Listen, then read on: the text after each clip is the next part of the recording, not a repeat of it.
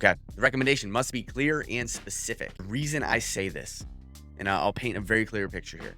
Which situation here is easier? Okay, let's say the patient prepays for 12 visits. All right. You told them they can start with the 12 pack and reevaluate where they're at after. They interpret that as you saying they will be 90% better by visit number 12. Once they get to visit number 12 and are about 50% better, at this point, you've lost some trust and rapport, right? You set an expectation in their mind and then did not deliver on it. Now you have to tell them, hey, you're going to need another 12 pack to get to 100%. Let's contrast that, right?